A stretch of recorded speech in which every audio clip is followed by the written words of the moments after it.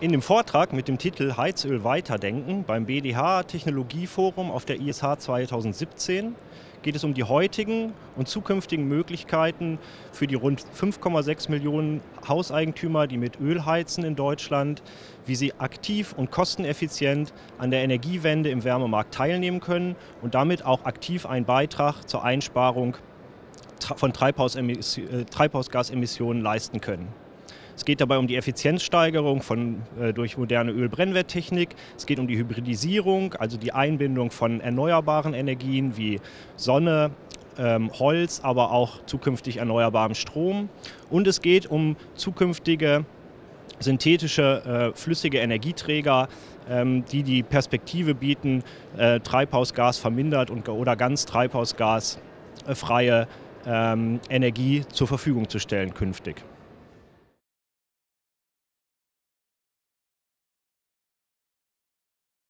I am Simon Jastrzab from the Institute for Heat and Oil Technology, IWO, and in the following 30 minutes I want to give you a lecture on the title Think Future with Heating Oil.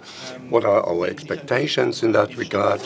Well, you see the status of now in oil heating technology, but also the 20 million people heating with oil in Germany. And in other European countries, the situation is similar. Now and in the future, we can certainly do a lot to take an active part in the energy transition, in the heating market. And maybe in the minds of some people, this may update the image of heating oil. Let me make a head start with a few figures. As you can see, in Germany, the largest heating oil market in Europe, 20 million people are heating with oil. Those are about 5.6 million oil heatings, 10 million households, and 20 million people. Hence, a quarter of the German population is heating with oil. These people, of course, need possibilities to take part in the energy transition, and that's what it's all about today. Well, oil heating supply rural areas mainly with heat, given the fact that it's easy to transport and store heating oil, and wherever there are no gas grids, this is a reliable type of supply. In Germany, there are 2,000 mineral oil dealers supplying the customers, and oil heatings are mainly used in 1- and 2-family dwellings and in the existing stock of buildings in houses built during the past 30-40 years, that's to say. How has heating oil consumption developed in Germany in the past 20 years? You can see it has halved from about 35 million tons in 1996 to around about 15 million tons in 2016. This is not due to the fact that the number of units has markedly decreased. It has stayed the same almost. In 1996, we had 6 million oil heatings in Germany, and this figure has almost remained unchanged, about 5.6 million, just 400,000 units less.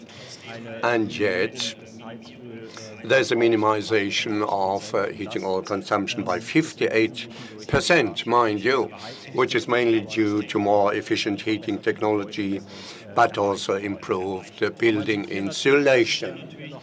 As you can see, there's still quite some leverage because not all oil heatings are equipped with modern condensing technology. Last year in Germany, around about 450,000 heatings were modernized, and due to this, 880,000 tons of CO2 were saved. Hence, this is enormous leverage. Considering the modernization of heatings, and if this number was increased further, we could do a lot with limited financial means and investment. Still, another advantage of an oil heating is that it can be easily combined with renewable energy. due to the fact that oil heatings are used in the basements of existing buildings, where there is enough space for buffer storage, and thus the well-known renewable energies like solar thermal energy or wood chimneys can be integrated in such a hybrid system. And in Germany, more than 50% of the owners are using renewable energy in addition. There's also a relatively high quota regarding solar thermal units. About 2.2 million such units are existing in Germany, and about 930,000 of them, about 40%, are combined with oil heatings. Hence a very good partner, this renewable energy. And in the future, there may be a new form added to the picture, power to heat, compartmental coupling, the coupling of formerly separated types like power, heat, and traffic and transport. And due to the fact that in electric power there's already a high share of renewable energy, it used to be 1/3 last year already. And of course, there are also times during which there's excess power production, which need to be limited. And with simple means, of course, this could also be used in the heat market, which is not only possible in district heating grids, but also in small 1- and 2-family dwellings. Let me show you something on this note, how the system could function. Here you see such a building equipped with a buffer storage, and it has a chimney stove, and thus it represents a hybrid system. And with relatively simple means, this could be extended by means of a heating rod and remote control for communication. And this could be externally controlled whenever it shall cover the required heat, if there is enough renewable energy in the grid. To the right-hand side, you can see that there is a power mix composed of controllable conventional energy and renewable contribution, like from wind or photovoltaics. And, well, depending on the weather, they can be used in combination. And due to this, there may be too much renewable energy locally. And then this, of course, could be well used in the heat market to substitute fossil fuels. Regarding power to heat use, well, there are various possibilities to take the power into the basement. Here, a list regionally, the volumes not absorbed by the grid could be used. And let me show a project in a minute for this purpose, a project which is in planning, caring for this topic, because in areas with a lot of wind power, like in the north, in Schleswig-Holstein, the problem may be that these power stations need to be switched off because the grid cannot follow suit sufficiently well, and therefore the grids cannot always take and accept the power. Then a controlled power contribution in order to establish a balance between power production and power consumption. We also have made some experience in that regard to make sure that small units are also properly integrated, that they could even be pooled by means of a generator which switches together many small units in order to provide the necessary volumes. Next point, and we've also done some studies in that regard, which I want to show you in a minute, is the excessive PV production from one's own stations for additional heat generation, which is certainly also even more interesting as of 2020, when the first guaranteed remunerated EU subsidized stations are not considered by subsidization anymore. Hence, these units would have to sell their power on the free market for 2 to 3 cents per kilowatt hour. And then, of course, it would make more sense to use this power at least during limited periods of time if this is not needed in the household. So it can be used for additional heat generation. Fourth point, variable power tariffs. If we were to get them, we do not yet have them.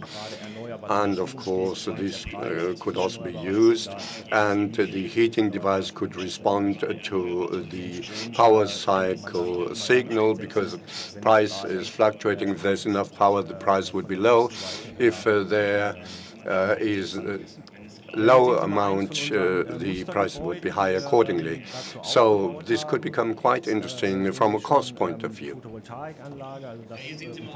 Here, one of our sample buildings, which were built up for this purpose. You can see the photovoltaics unit. This considers the integration of excessive PV production in one's own household, then the connection to the grid,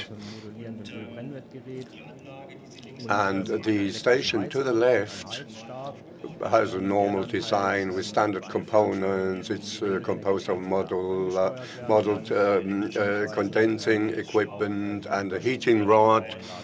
And by means of remote control, this can be controlled by the supplier, and the excessive production of the PV unit can also be used. And this is put in a buffer storage of 500 liters for intermediate purposes, and then it can be used whenever needed for power supply, heat supply, or drinking water supply. Well, it's a low-cost possibility to do compartmental coupling, power to heat, and the more comprehensive variant can also be chosen, a hybrid unit with a heat pump, and then, of course, you have markedly higher investment costs. And instead, you can also do power to heat for less money. We always need to bear in mind that it's a hybrid system, because if you only guarantee your power supply by renewable energy, well, you also need to be able and procure this power. And according to a calculation, if 20% of the oil and gas heatings, in some total 19 million, were replaced by heat pumps, then this would mean that in peak times, also during winter when there is little renewable power, about 9 gigawatt additional power output would be needed, which corresponds to about 10% of the maximum load in Germany at the moment, on 9 large coal-based power plants.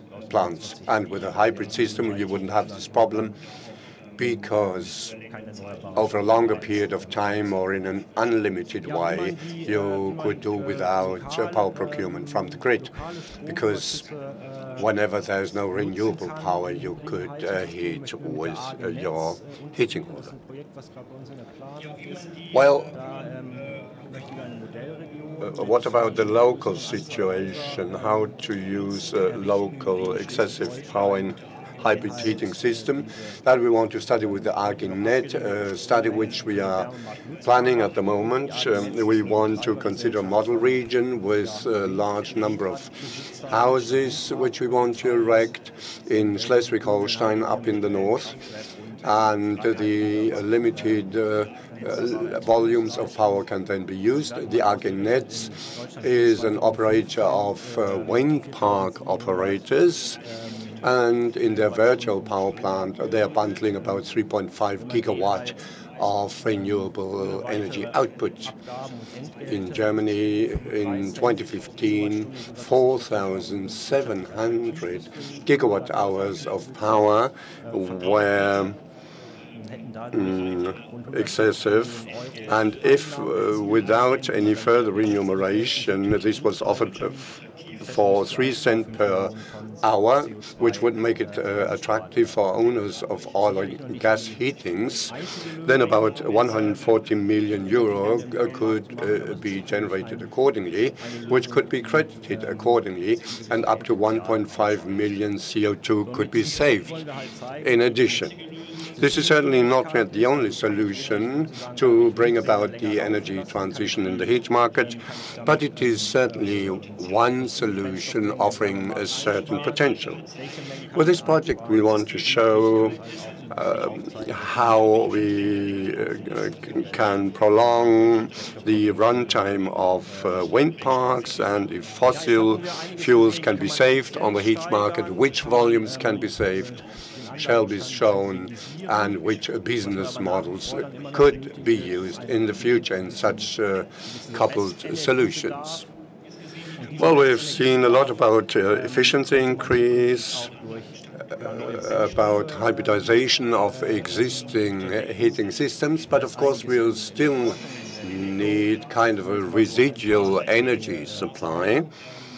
And of course, in the future, by means of new combustibles, this demand could be covered. These things are being developed and researched. And let me show you a few things to illustrate in terms of perspective what you can do with the combustibles themselves. What you can see here is an old presentation of 1925. Well, this is supposed to show how from lignite you can produce benzene, fuel. From a climate protection point of view, lignite is disconsidered now, but there are other carbon sources which could be used instead.